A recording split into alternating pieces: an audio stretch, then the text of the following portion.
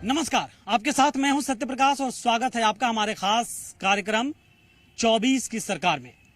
अभी मैं मौजूद हूं कोरबा में और कोरबा के सियासी समीकरण को तो बताऊंगा ही, इसके साथ साथ यहां के नेताओं से, यहां के लोगों से बातचीत भी करूंगा और यहां के स्थानीय मुद्दों के साथ साथ आखिर कोरबा लोकसभा क्षेत्र में इस बार इस लोकसभा चुनाव में मुद्दे क्या हैं ये भी जानने की कोशिश करूंगा। हमारे साथ भारतीय जनता पार्टी के नेता हैं, विपक्षी दल के नेता भी हैं, कुछ आम लोग भी हैं, यहाँ के अलग अलग पार्टियों से जुड़े हुए लोग भी हैं, छत्तीसगढ़ की स्थानीय पार्टी है उससे भी जुड़े हुए लोग हैं और हम उन सबसे जानेंगे और समझने की कोशिश करेंगे कि आखिर मुद्दे हैं क्या। तो पहले शुरुआत करते हैं विपक्ष के लोगों से ही।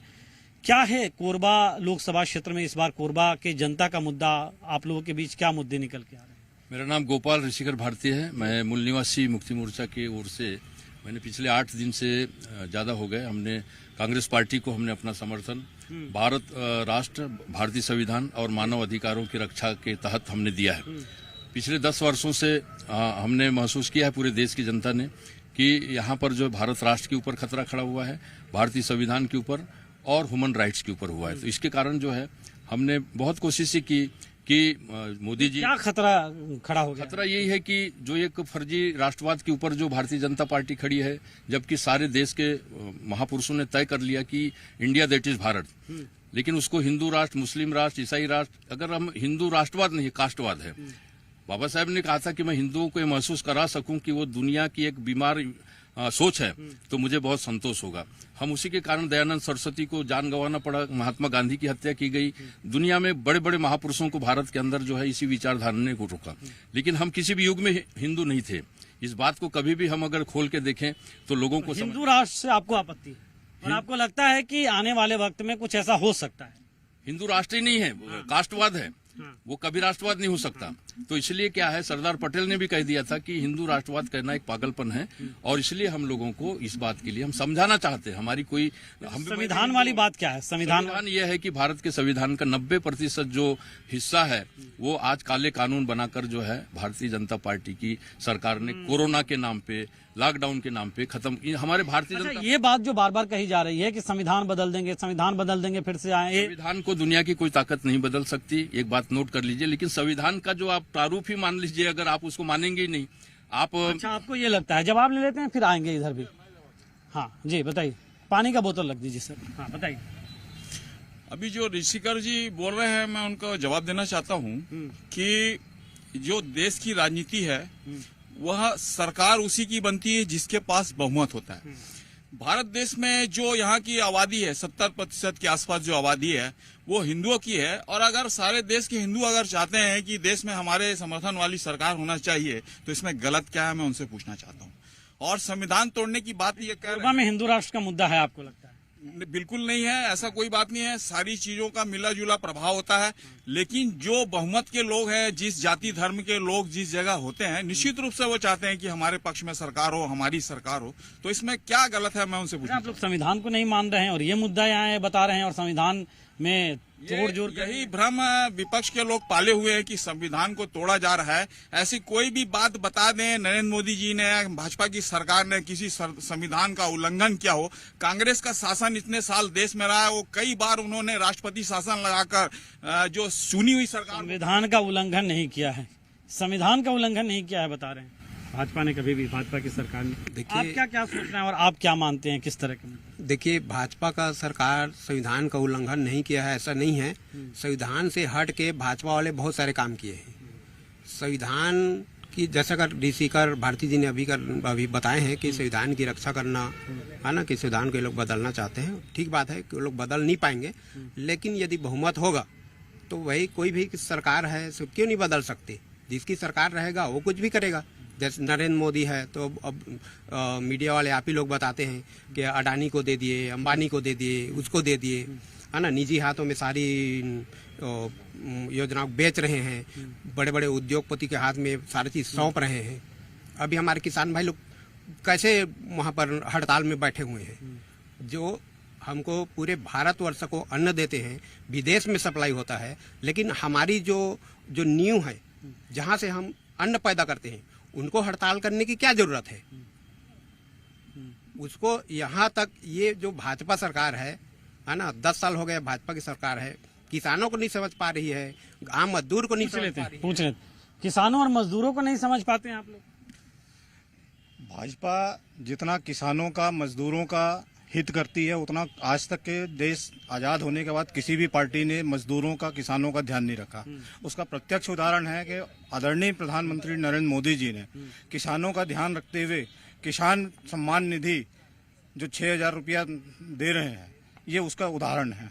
रहा सवाल मजदूरों का, तो मजदूरों के हित में मोदी जी कई जनधन योजना और ये सारी चीजें जो गरीब तबका है उनको ऊपर उठाने के लिए इतने सारे काम कर पूछ रहे हैं। लेंगे उनसे। अच्छा, एक चीज बताइए कि आप लोग 1,000 रुपए भारतीय जनता पार्टी ने मोदी की गारंटी दी महिलाओं के खाते में दे, ये लोग तो 8,000 देने जा रहे हैं। वही उसी मुद्दे में मैं अभी आपसे बात करती हूँ। आप बताइए, साल में 1 लाख रुपए देंगे बोल रहा है और 1 महीने में 8,033 रुपए कुछ पड़ रहा है।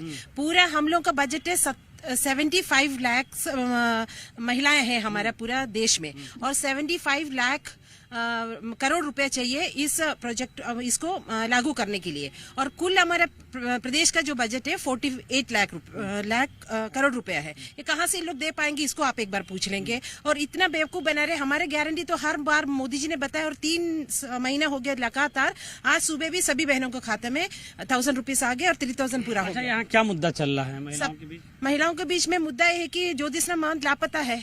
5 साल से ज्योतिषमंत दिख नहीं रहा है। कटघोरा में अभी उनका पुत्रदान महिलाओं के द्वारा किया गया है। अच्छा, यहाँ की सांसद महिला है, लापता है क्या? एक मिनट, लापता है क्या यहाँ? इसका जवाब दे दे। सर 1 मिनट, आते हैं आपके पास जी। हाँ, अभी क्या बोली हो?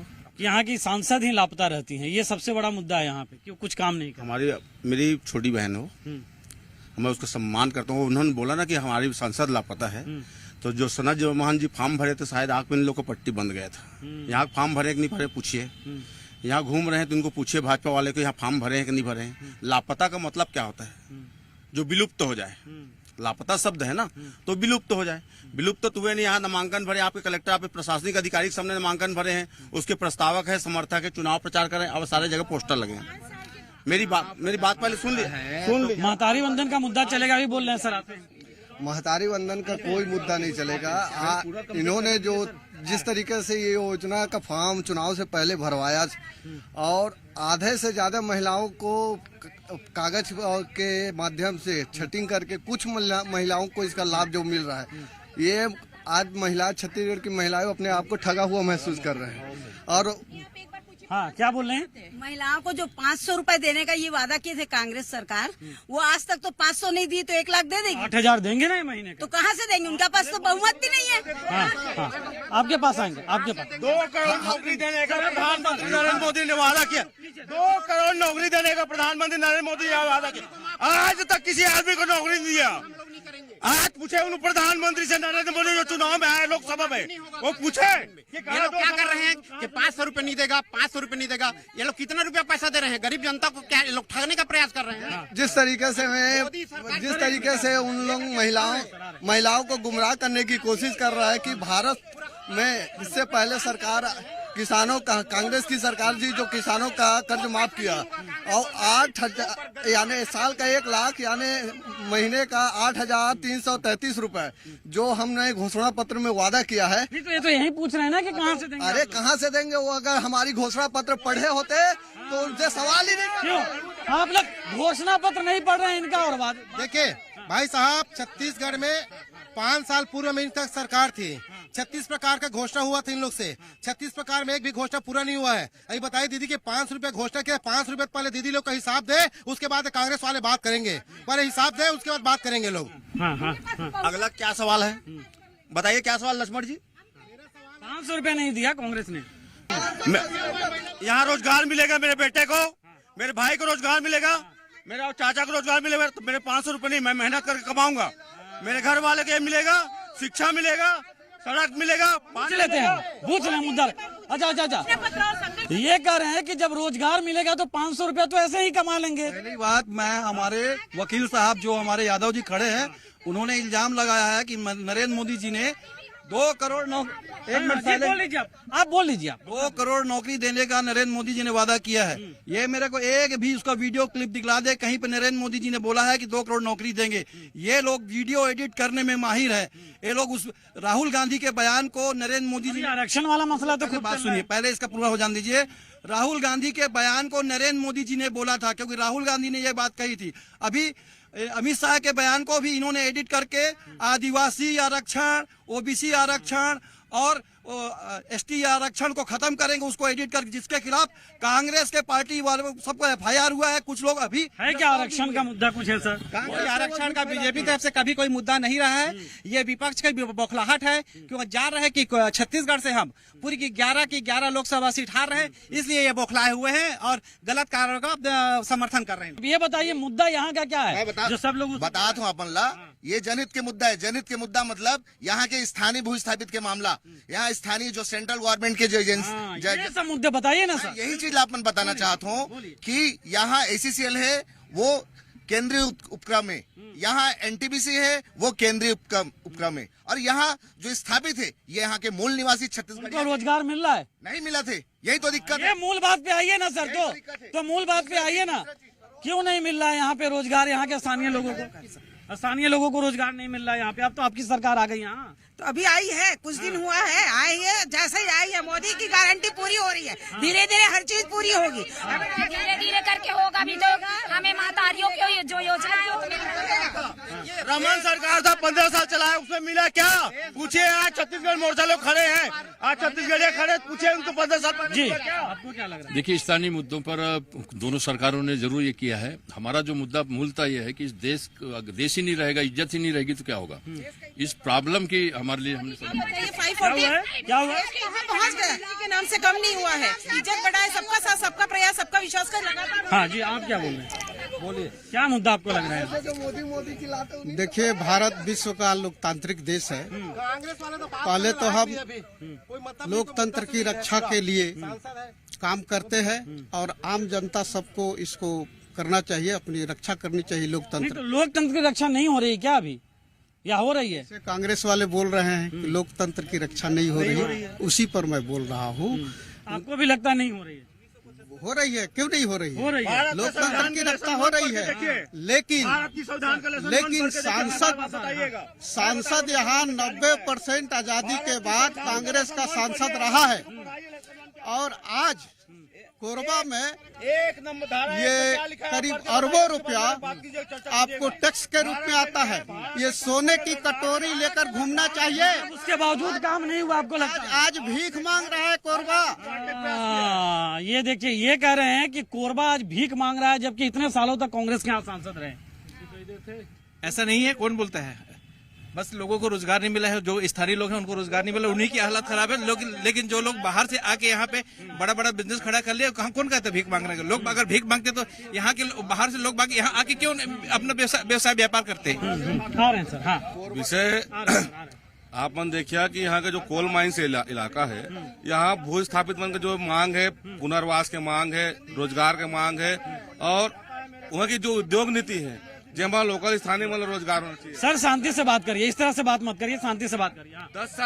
10 साल केंद्र में मोदी जी बैठे हैं, का ऐसे मन करा योजना है कि यहाँ के जो भू स्थापित है तेमन बा मतलब विस्तार से मतलब स्थापित किए जाते। तो वही कह रहे हैं ना कि उनका सांसद बनाइए, वो करेंगे जो करना है। नहीं तो सांसद तो बन जाए तो कहा वही पहले 10 साल तक मोदी जी बैठे हैं।